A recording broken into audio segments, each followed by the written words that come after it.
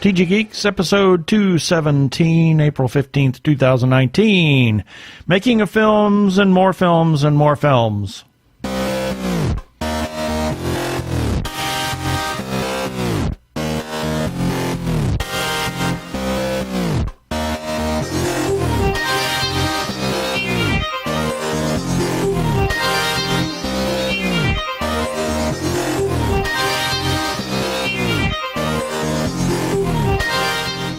Hello and welcome to another webcast from tggeeks.com, where Ben and Keith, the Two Gay Geeks, talk about all aspects of geekdom and nerdery, sci-fi, comics, film, horror genre, you name it, we talk about it.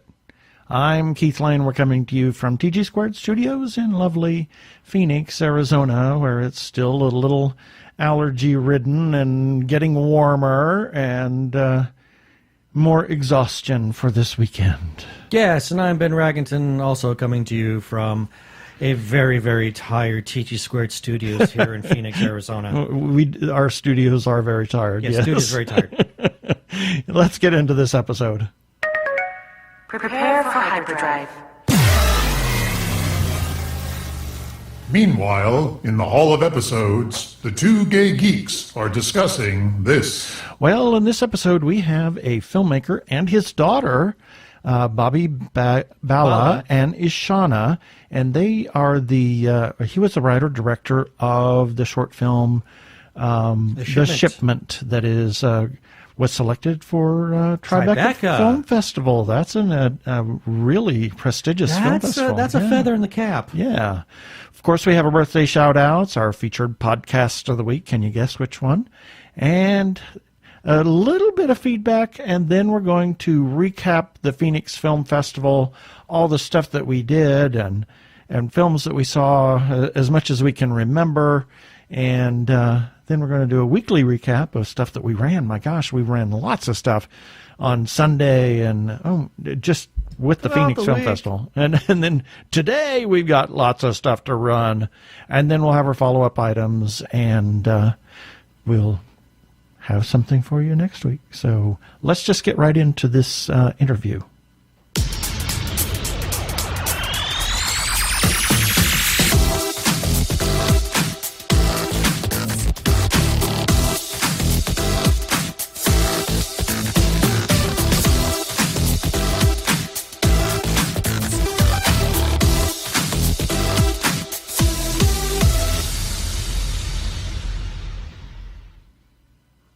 And we have with us this time a writer-director Bobby Bala and his daughter Ishana, who is the lead actress in his new film, and that is called The Shipment. Welcome to the show, Bobby and Ishana.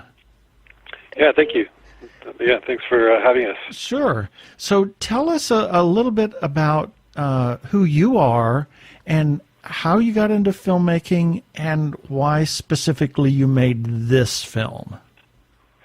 Yeah, so, I started, we started shooting the film in 2015, and before that, I was kind of unsure whether or not I should, go to film school or kind of make my own film. So I gave my deposit for film school, but right at the last minute, I decided to kind of do my own thing, and, I'm happy I made that decision. I think I learned a lot more just by making my own film. Right. And so before that, 10 years before that, I was running a company, which I still run right now, called Elite Home Theater Seating. So that company actually funded this film. So I finally got that company to a place where, I could step away from it and, focus on my, true passion of filmmaking.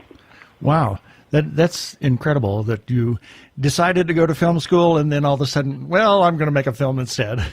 That's pretty cool. A bit original. Yeah. It's funny. The film instructor actually talked me out of it because I had taken a 5-day intensive about 4 months prior to that. And so he said, you know what, I think you'll get a lot more. You could probably, take the money that you're going to spend here and you're going to come out of this knowing a little bit about a lot of different things. And he said, you'll probably learn more by just making your own thing. So I don't know. I don't know if he tells that to everybody, but I doubt it. So I think it was just specifically me. So, right. So, so Ishana, is this your first time acting? Have you done anything in school, or is this... Well, yeah, this was my first time in a film, but at school I'm involved in the acting. I'm involved in all the acting classes, and I partake in all the productions, and I'm in the theater class for grade 10 to 12. So I get most of my experience from there. Okay, Shauna, I got a question for you. I was very impressed with your acting in this short film. It was really strong. I mean, you came off as a 100% professional. I was very, very pleased. Both of you, actually. I thought both of you did an amazing acting job in this. Well, he's not in. Thank you. He's not in? No. I was mistaken. Or were you in the film? You star in this, don't you, Bob? Yeah, sorry. Well, I wrote it and directed it, but the actor playing her dad was Alex Ponovic. But yeah, Ishana was in the film though. But but I wasn't acting. Okay, I was told that you starred in it. That was my fault. Okay. So be that as it may. Well, that explains the lead actor. But Ishana, going back to you did an amazing job in this thing. And so I'm wondering, did you find any kind? I mean, what kind of differences and challenges did you face? I mean, I've done school productions as well and acted in college as well. But I know that working on a film in a studio is a completely different type of mentality. How did you approach that and yet make it look so easy? Well, thank you. But I think that the most difficult part for me was just behind the scenes. I didn't know what it was going to be like being in front of a camera. I didn't know what it was going to be like. And in theater, it's just one shot that you have. So it was kind of difficult to, I guess, move from that to having various different shots that I could act differently in each one. Mm-hmm. So I think it was difficult to being on stage compared to being in front of a camera and having one shot compared to various different shots. Right. Did you find your approach to acting being changing it a little bit? Because when you're on a stage, I mean, you have to act to the back row in a theater. Yeah. And so you have to be a bit bigger and a bit grander. But with a camera, it's almost intimate. I mean, it's just you and the camera. So did you find you were actually changing how you approached the role? Because, again, it looked totally natural for you. Yeah, I found that, like how you said, on stage you have to be a lot more theatrical and you have to perform to the back of the auditorium. But when there's a camera and it's a close-up shot, you don't have to act as theatrical and you don't have to portray the character as dramatically as you would on stage. Mm-hmm. Right.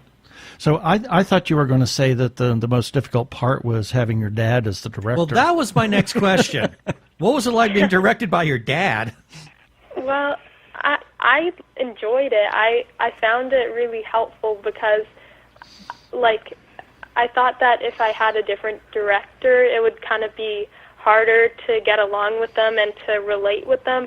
But since I had my dad there as the director, I guess I could relate to more of what he was saying and I could understand.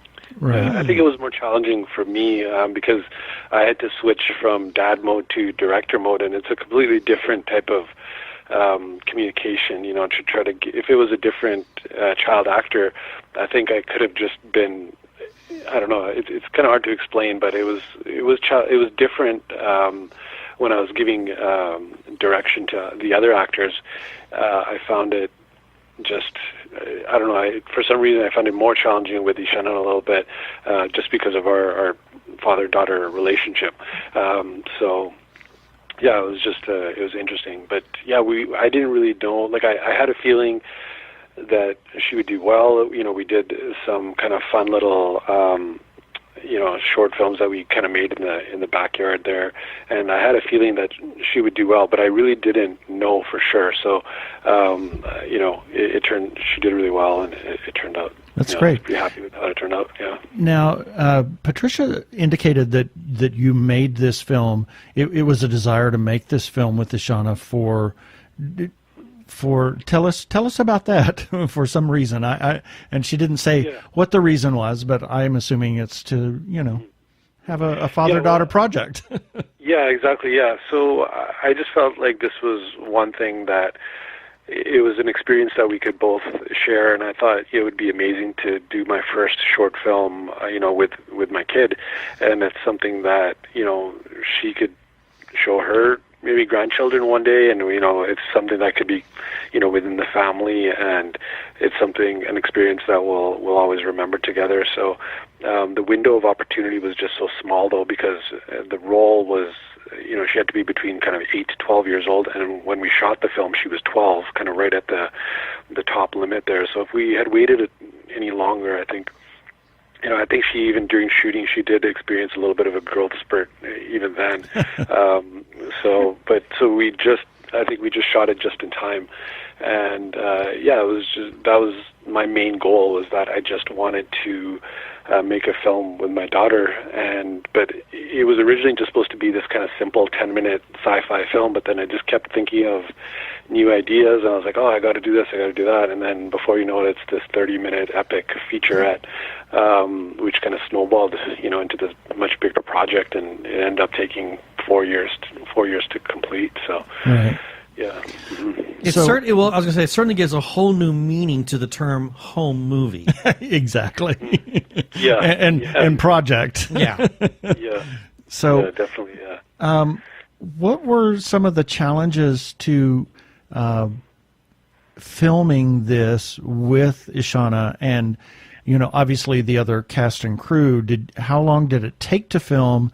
And were you doing it primarily on weekends, or did you do summer, or what was some of the logistics? Yeah, some of the logistics involved in making that.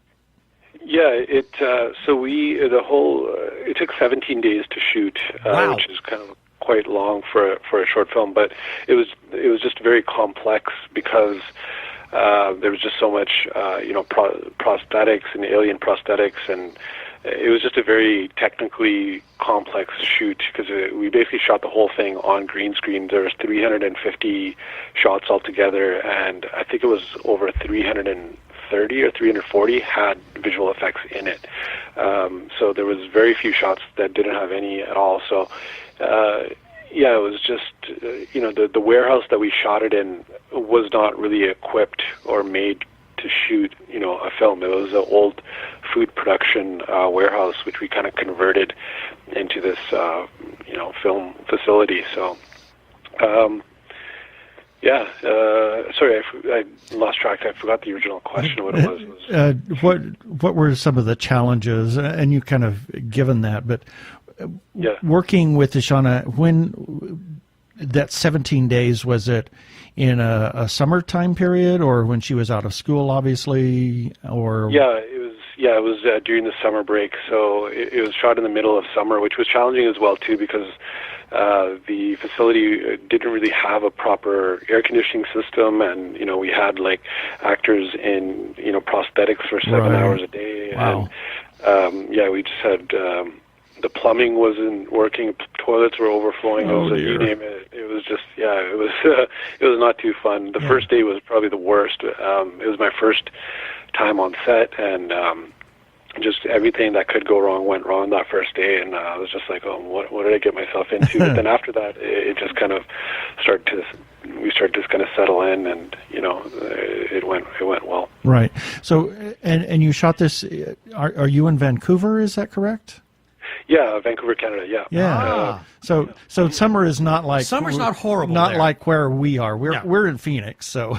Oh yeah, that's right. Yeah, no, it's not that bad. It was. I would say Yeah, it's definitely not that bad, but it's for Vancouver. I'm sure it was warm. Maybe to people who live there, they might find it a bit warm. I mean, I would probably think, oh, it's springtime. How delightful. Yeah, we've been to Vancouver a couple of times, and North Hollywood, we like to call it. Yeah, exactly. Yeah. So. Yeah, it's a great city. Yeah, no, we definitely wouldn't have been able to shoot it in the middle of summer in Phoenix for sure. That would have been. Lord, no. Oh gosh. Yeah. So, and one of the things that you did the visual effects, is that correct? Mm-hmm. Well, my background is visual effects and computer animation. I used to work in the video game industry before, so that kind of background really helped. I was able to create a full previs animation of the whole entire film. So I created a 30-minute animation, which was, without that, I don't even think I could have done the film, because I was able to show the cast and crew what my vision was, and everything was on green screen. So I needed to show that previs to them so that they could kind of visualize, what's going to be behind them, and what the whole world looks like. So I think for every new filmmaker, or any filmmaker for that matter, doesn't matter what kind of film you're making, a previs animation is just so invaluable. It shows if your story is working or not, and it gets people excited about your film, like your cast and crew, and it gets everybody on board, and it gives you the confidence as a director as well too, to know that you're on the right path. It's kind of like your guide map. I guess. It's a digital storyboard. Yeah, exactly. But most of the visual effects were done by different studios all over the world, like Mexico, Colombia. So if we had done the visual effects here in North America, it would have just cost way too much. Right. In the U.S. or Canada. So yeah, we had guys, working out of their makeshift garages in Colombia, getting the shots done. So, okay, that explains that, because I noticed that the visual effects were very, very solid. Oh, they were incredible. They were very, very good, and I kept wondering, what kind of equipment did you utilize in order to render these things? Because it looked really amazing. I mean, at some point I thought, this looks better than most independent projects that I've seen. I mean, this almost has feature-length quality to it. Yeah, the goal was to try to get the visual effects to as close to feature film quality as possible. So I wasn't sure if we could hit that target, but I thought if I could get close to that, I would be happy. So, fortunately we were able to, get kind of in that range. And, it was difficult, but, we just had a really passionate visual effects crew and a lot of artists around the world that were really passionate about the project. And, so we somehow got it over the finish line. But, it was tough, though, but we managed to make it happen. Okay, so something else that I'm really curious about. Now, you mentioned that this was done largely with green screen, correct? Mm-hmm. Okay, so first for you, Bobby, when making this, and this is your first film, what were some of the challenges that you had in order to direct your cast in, working with green screen? Because they really have to employ a lot of imagination in order to be able to deliver the scenes. So as a director, what kind of challenges were you facing in order to get that message across to your cast? Yeah, I think sometimes less information is more. You can't really confuse the actors too much and say, okay, I just give them just enough for them to kind of get through that shot, right? I mean, I have it, as long as me and the cameraman and, the cinematographer knows what's behind them, where the natural light is supposed to be coming from, so then they have to set that all up. But as far as the blocking goes and everything, it's pretty much the same. I mean, I just have to point out the main elements, because unless they're interacting with an actual, like it's not like say if they're fighting a dragon or something like that, then that's much more challenging because they're having to interact and fight with this dragon that doesn't exist there. But if it's just a CG environment, say they're on the spaceport, and then they just have to imagine they're in a spaceport. They're not really kind of interacting with anything. Really, they're just following the blocking that they would normally follow anywhere else. So yeah, it was challenging, but it wasn't too bad. Right. Ishana, was that was my next question: is what was it like for her? Yeah. So Ishana, what was it like for you? Because again, when you're on stage, you have a set generally that you can feel sort of connected to the story. But with this being largely green screen, although it looked like there were some actual practical sets in this film, but for you, Ishana, working in a green screen environment. Did that assist you in your ability to be able to, in order to act in this? Did you find it yet a completely new challenge? Because some people don't do well with green screen. Yeah, I thought that it was very challenging to react to some of the things that I was supposed to react to. I think, for example, like the shot of when the slave keeper is torturing the alien slaves, and I had to react to that and pretend like I was actually seeing that. It was very difficult to not have that in front of me and to not have the whole environment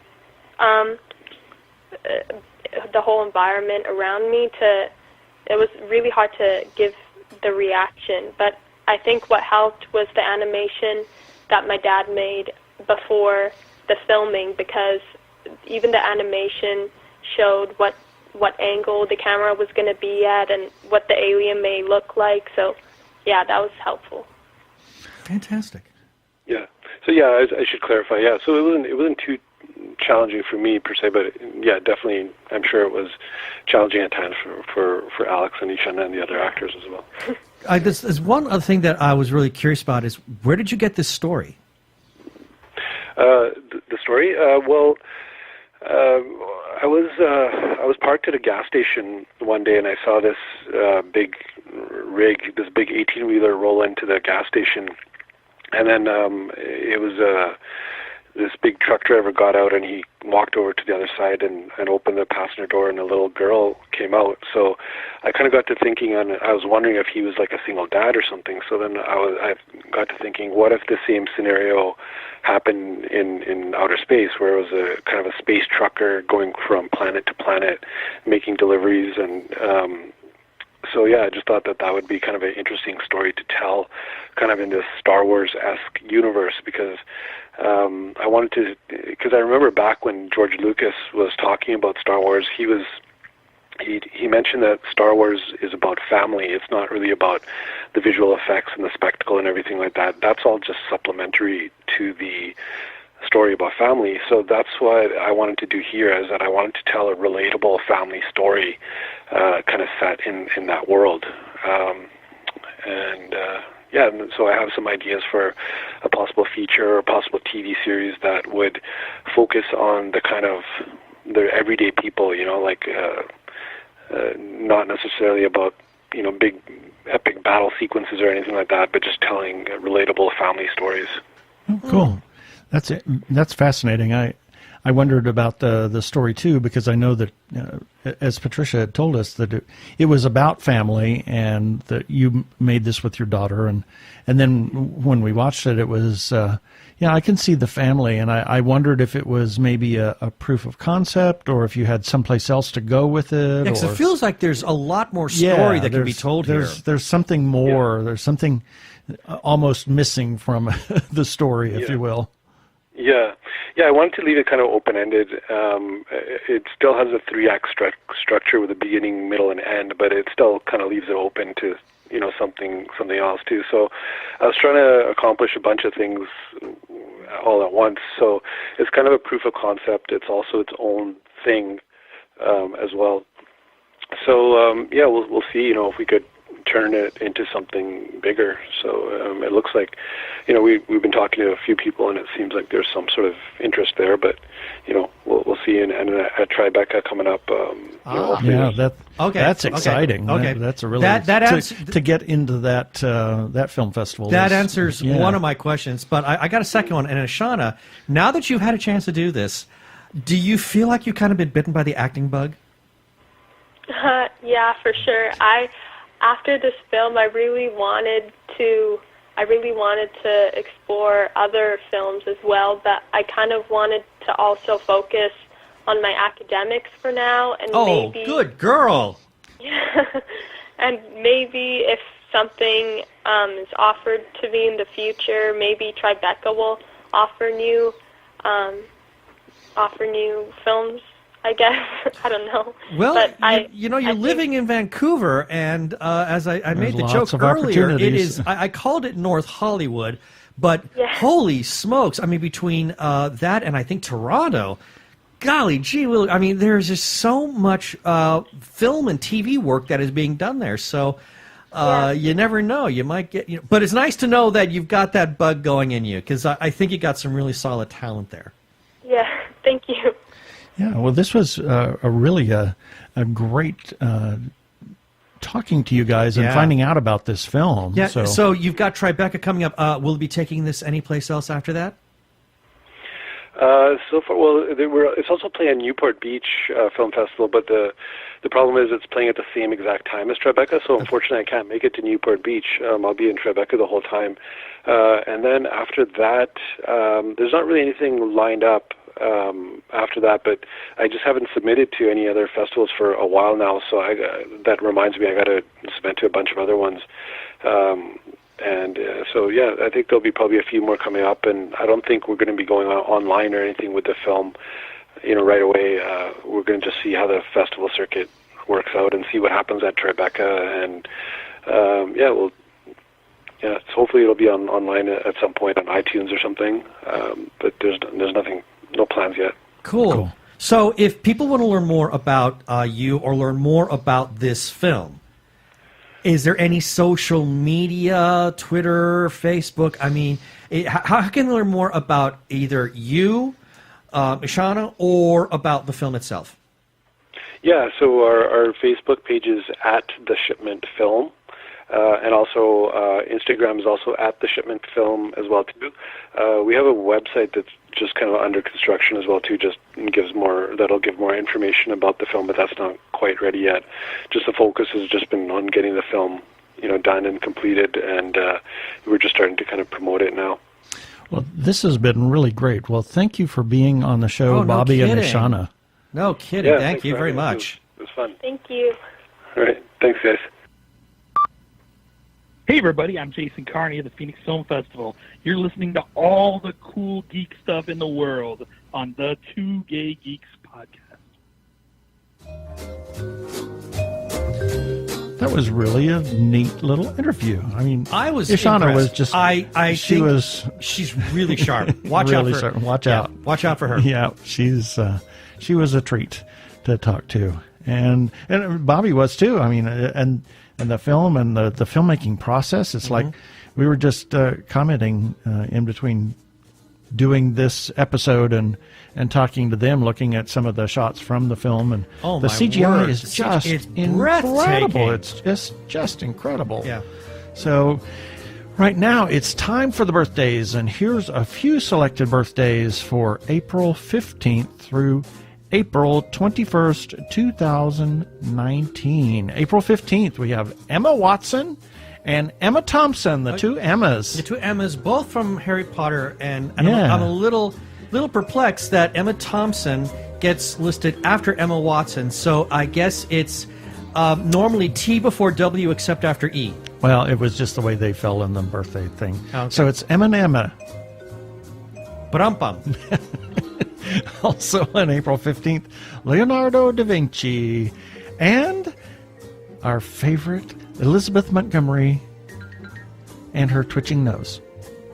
April 16th, we have Henry Mancini, who wrote some incredible music. Wilbur Wright, a good friend of ours, Ben Calamer, who programmed several things at the Phoenix Film Festival and is a film critic himself. And good friend Donna Tomasi. Happy birthday, Donna and Ben. April 17th, Sean Bean. Don't lose your head. And Don Kirshner, famed recording... music producer. Music producer, yeah. And an old friend of ours from way back in the other days, Sam Roberts.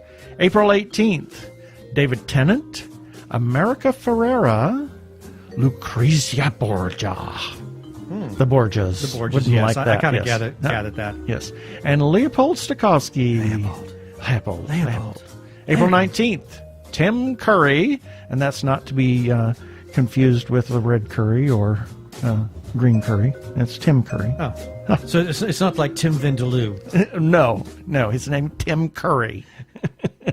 Also on April 19th, Natalie Dessay, famed opera singer. April 20th, Andy Serkis. George Takei. Oh my. He's coming to Phoenix. Yeah, he's coming to Phoenix. And Tito Puente, a band leader and composer, and a friend of ours from several years ago, that he was the producer of Elena, Alexander Ronberg. April 21st, James McAvoy, Queen Elizabeth II, the longest reigning monarch in British history. She'll be 93. And she's still going. She's not going to give up. No, heck no. No, she's I'm going to keep it as long as I can. No, she takes a licking and keeps on ticking. Yeah. Also, on April 21st, John Muir and Tony Danza. There's a song named after him. A song written by him. Elton John did it. Hold me closer, Tony Danza. And a friend of mine, Taska Hardison, from previous work experience. And that's it for the birthdays this time.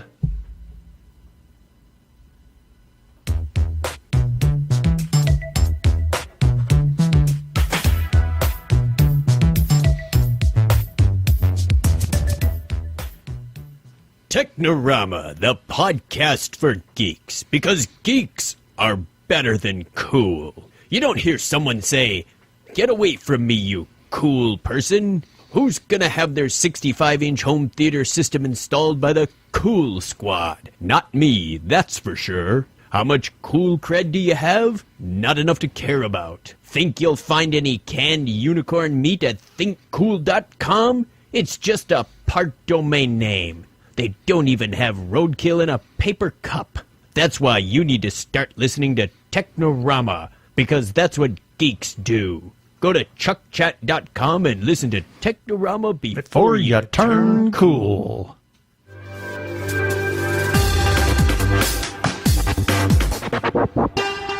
Go give a listen to our friends Chuck and Craig over at Technorama. We haven't been up there in so long. No, my we just gosh, don't have the it's time. just been busy. Our weekends are just too full, and our weeks are getting fuller. Yes.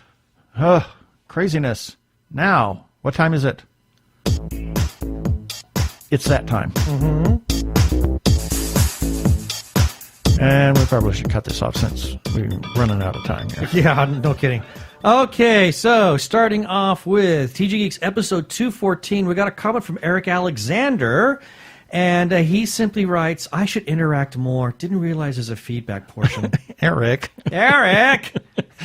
please. And then moving right on, this is the last one. He said it was short. And this is in regarding to camera's roll on Denny's Dune, which will be in theaters November 2020. Got a comment from Hamish Downey, and he left this on Instagram. He says, "I'm very intrigued by what he will do with the material, but I wonder if he can top the horror and majesty of the worm first coming out of the spice. Hopefully he won't hire any pop stars. I'll be okay with it if he gets any, like maybe Baby Spice, Ginger Spice, you know." Yeah, coming out of the spice. Yeah. The Spice Girl. The Spice. It's the Spice Girls, you silly. That's not what he's talking about. Pop anyway, stars. You know. yeah. And that would be a horror, would it? Yeah, it would. The Spice Girls in Dune. Might be. Might very well be. If you want to leave a comment on anything that we do, whether it's our episodes that or any article that we have on our website, you can do that directly on the website. You can leave them on Twitter, on Instagram, on Facebook, because we publish everything to those three places, and we allow for comments there, as well as our website, tggeeks.com. You can also leave us a voicemail if you choose to do that, and we'll play that on air. You can call 469-TG-GEEKS.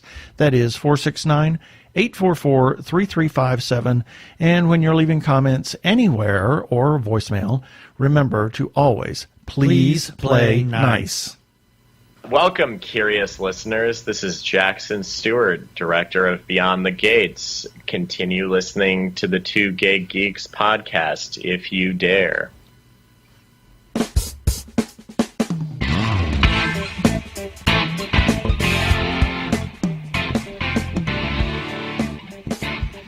I'll cut this off a little bit soon, because we got to wrap up. Yeah, how appropriate that we would feature Jackson there. Yeah. Because we saw him in a documentary. I wonder how that happened. I can't imagine.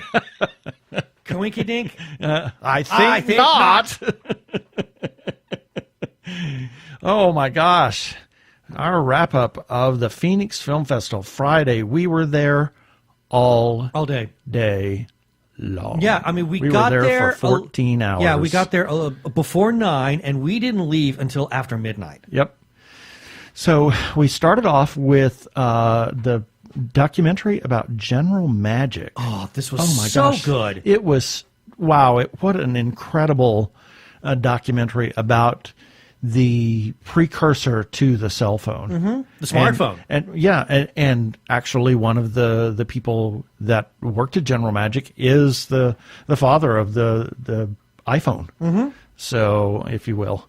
It was great. So interesting, because you're beginning to see a whole new revolution begin to take place at Silicon Valley, and yet right as they were trying to develop that, there's yet another revolution. It's called the Internet. Yes, and exactly. And how it kind of derailed things a little bit. It totally overtook, and yet as you're watching this, you begin to realize that smartphones could not have become what they were supposed to become, what they needed to become, until the Internet came into place. Because other than that, the smartphone would have just been it'd been really limited in capability at that point.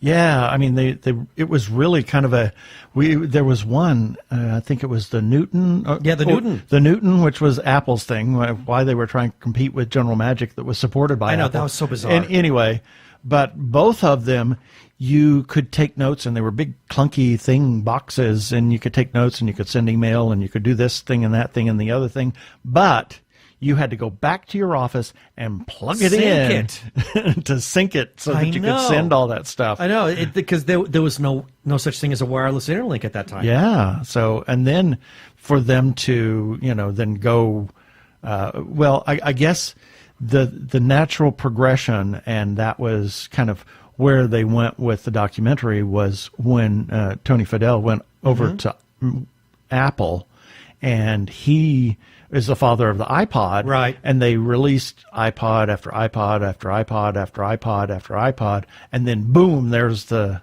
iPhone. Yeah, so it was the natural progression. Well, it's not just a natural progression, but it's also very smart business, realizing that, okay, we know that the big thing is out there. We can't do it yet, so let's do this incremental thing, and then as soon as we can catch up with this new other technology, we can then lay the whammy. Yeah, so it's worth going to see. We're going to have a press release today as well, or as of the release of this episode. Check out on the website and our little rundown of what we thought of that. It will be in limited release in May, I think, 1st of May, and then they'll go wider release. But it is worth seeing. Go see it if you're a tech nerd. Yeah, this is really for tech nerds. I mean, it is so interesting. It's and funny at times, too. Oh, yeah. You look at some of the technology, and people were giggling in the theater as they're looking at some of this ancient and it was stuff. It was horror. It was a horror. Some of the things you were saying, it was just, oh my God, I can't believe we had that? Yeah, exactly. And then after we saw that, we sat through 4 different blocks of short films. The horror blocks shorts, A and B, and sci-fi blocks A and B. Wow! So there was like what, 50, anywhere from 5 to 7 films in each 20 block. Plus films, short films that we saw. Yeah, over 20. I'm gonna wager 24. Yeah, 24 films. 24 and then short films. Kind of in between that, we were gonna kind of check out after about 7 o'clock, and go home and write all this stuff up. And then Monty Yazzie said something to us. He said, you guys are You're featured in this documentary. What was it called? Surviving the Freak. The Film Freaks. Yeah. Survival of the Film Freaks. That's it. That's what it was. It's a tough title to remember. Yeah. And we said, "Oh, really?" So we went and got tickets. He kind it of was gave at this 10:30. whole big spiel about, I looked at it first on my iPad and I really didn't see it. And then I saw it on the big screen and went, "Oh, wait a minute, I know this guy." So I'm like, "Okay, well, we're probably just like really obscure off into the corner. So all right, we'll get it. We'll get tickets and we'll watch." And so we went, and it was at 10:30 at night. Mm-hmm. So it was like.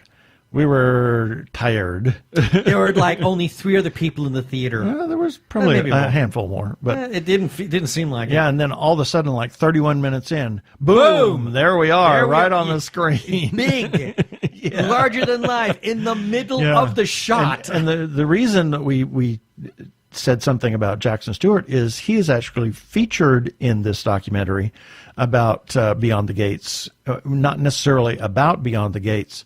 But because he's an independent filmmaker, and the footage that was shot where we were was actually a signing at Dark Delicacies in Los Angeles for Beyond the Gates. So we were there at the table and chatting people up and all of that. So it was a lot of fun to see ourselves. It was quite surprising, and we kind of got a nice little shout out before the movie started by the person who was like emceeing the screening.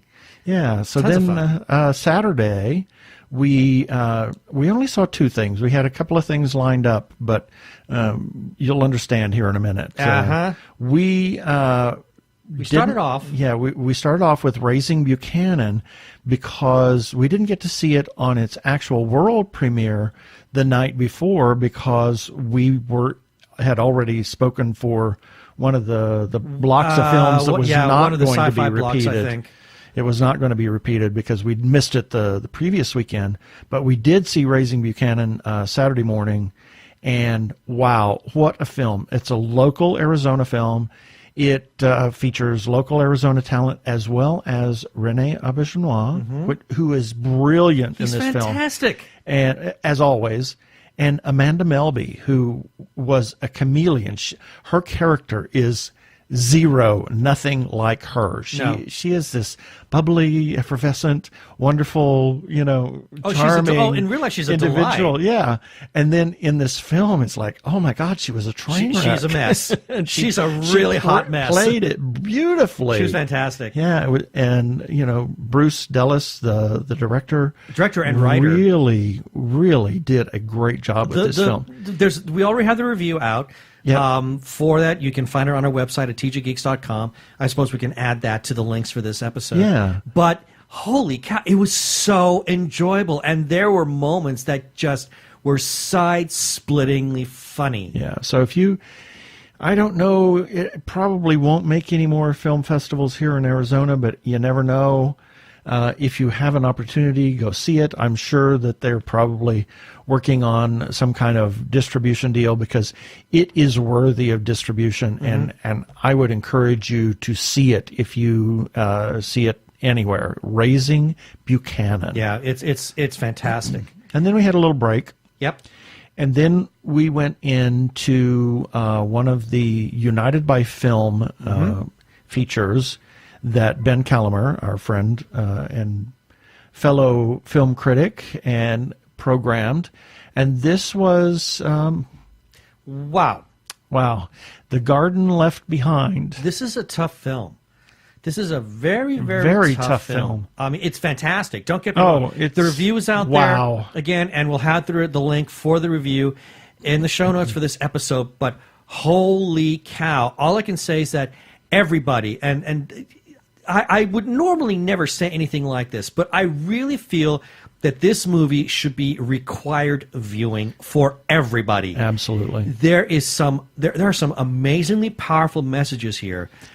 Neither of us want to go too much into detail because, I mean, to be perfectly honest, it left us both feeling totally emotionally raw when we walked out. We had 3 more films to see on Saturday. We bailed. And I said, I can't do it. I have to go home. I have to get away from here. We have to process. I have to process this It's the story of a young woman who is young man who is transitioning to a woman, and that whole process and the challenges that she faces, and not just in terms of her own personal life, but there are cultural challenges as well. Right. Living in the Bronx. Yeah, and being an undocumented immigrant and wanting to transition, and the hatred and the bigotry and the and internalized homophobia,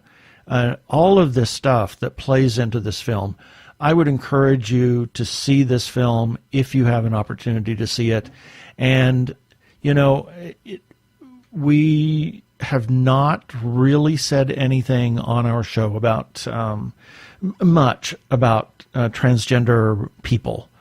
And I want to correct that. And there is a tremendous amount in the LGBTQ community, as well as the wider human community, that people don't understand transgender people. And I would encourage you to keep an open mind and go look at some of the things, go to GLAAD, and they have a tremendous amount of information about transgender. Go to the National Center for Transgender Equality, which is transequality.org, and look at the resources that they have, and understand that they are people. They are people, and they struggle with trying to live in a place that, in essence, nobody wants them. Right. And nobody appreciates them as real human beings. And this movie did a fantastic job at displaying, the heartache and the distress that these people, that deal with gender dysphoria. It's really beautifully well done, and my hat's off to not just the director, Flavia Alves, but also the cast. Oh my gosh, yes, the cast was incredible, is just amazing, and the young actress who plays Tina, she. Holy cow. Wow. Holy cow. She owned that movie. She was so amazing. I cannot speak enough glowing things about her and what she did for this film. I got to say, people need to see this movie because it is absolutely brilliant, and it will tear you up inside. Yeah, and this film was shot in 2017. And the interesting thing, the horrible thing, is that 2018 was the worst year for violence against transgender people, and that is a shame. It's more than a shame. It's a crime. It's a crime, literally. It is a crime. So please check the film out. Please, And I know that I'm stepping over a line here that, we've tried to not be too politically active and political on this show, but this movie really, it drives home some it very struck a chord, powerful messages. And people are people.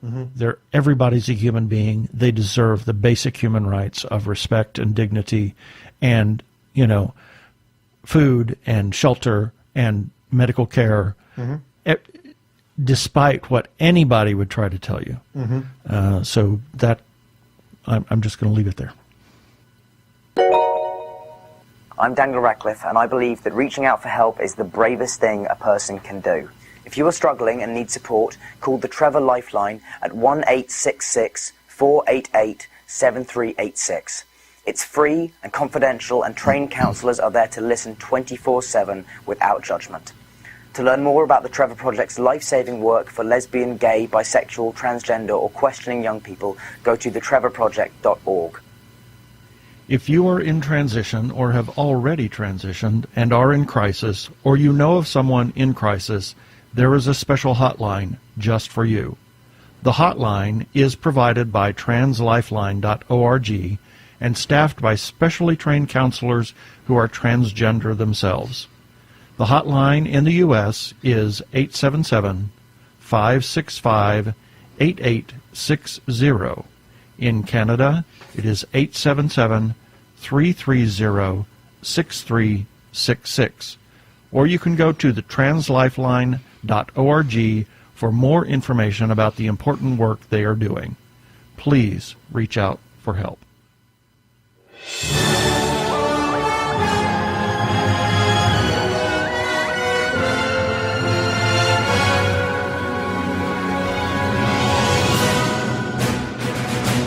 And now we have a weekly review, or a review of what we ran the last week. A weekly recap. A weekly recap.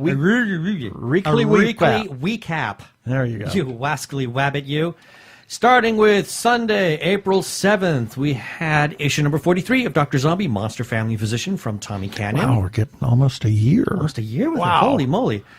And then also there was a trailer for The Curse of La Llorona. I hope I pronounced that right. Yes. That film will be in theaters on April 19th. Also did an article on the Arizona Opera season finale of The Marriage of Figaro that Keith wrote, and how it perfectly marries sight and sound. Then on Monday, April the 8th, TG Geeks Webcast episode number 216. And hey, we heard from Jeannie Koch. This is now sort of a new thing. Jeannie's Yap. Restaurants on the road. And this is where she ate at Golden Hunan. And then we had Avengers Endgame. A new movie clip was revealed. Check it out if you want to see it. Mm-hmm. Then on Tuesday, April 9th, hey, got something from Mike Hickerson. Yay, Hicks! Hicks Picks. This is Doctor Who Tom Baker's seventh... Well, this is a bit of a misnomer. That's the way that they're at marketing it. Yeah. It's Tom Baker's 7th season with Doctor Who on Blu-ray. Check it out. It's a really interesting read. And then from TMS Entertainment, Detective Conan, The Fist of Blue Sapphire. This is an anime, and it will be in theaters in Japan on April 12th. Then, an article about the American Pavilion and the Colin Higgins Foundation to partner at the 2019 Cannes Film Festival. We got kind of something to do with that, so check that out. It's interesting. And then on Wednesday, April 10th, another Jeannie's Yap. She's talking about restaurants on the road. This time she ate at Brent's Deli. Yeah, and both of those, Golden Hunan and Brent's Deli, are in Northridge. Yes. And then a nice little press release about how the 3 Virgin Galactic crew are presented with commercial astronaut wings. That's kind of a fun little read. Yeah. And then, this was good. Disney reveals a new trailer for The Lion King. Ooh, that really just sent chills up and down my spine. And then also, you can get T-shirts for Big Trouble in Little China. They're now available from Fright Rags. And then from Ron Howard, a documentary trailer on Pavarotti. On Thursday, April 11th, Al's Affectations. He does a review of the latest Hellboy movie. You need to read it for yourself. Oh, boy, was that one that was one hell of a review. Yeah. And then we have another review, Andrea's Angle. She reviews the movie Little, calling it brilliantly funny and full of truth. And she also has another review for Missing Link. She was a busy girl. She was busy this last week. Stop Motion Shines. On Friday, April 12th, issue number 48 of New Sushi, Morsels of News from Japan and Beyond from Hamish Downey. And then there's my review of Raising Buke. Press release. This is the press release. This is a press release. My bad. Yeah. My bad. This is a press release and an interview with Bruce Dellis and Amanda Melby for Raising Buchanan, how it's getting its world premiere at the Phoenix Film Festival. And then on Saturday, April 14th, it's a pity we didn't really get a chance to talk about this. I know. Phantasm at 40. It was a Q&A at the Alamo Draft House in Tempe with Don Coscarelli. Yes. That was so much fun. That was a blast. We met the man. Wow. And to see Phantasm on the big screen is always a joy. And the newly new remastered, which means I have to buy another Blu-ray set. It's going to start to outnumber how many copies I have of Star Wars. Yeah. Starting with the videotape. Yep. And then I have a press release on The Lavender Scare, how that's coming soon to theaters nationwide. And that's a documentary that's narrated by Glenn Close.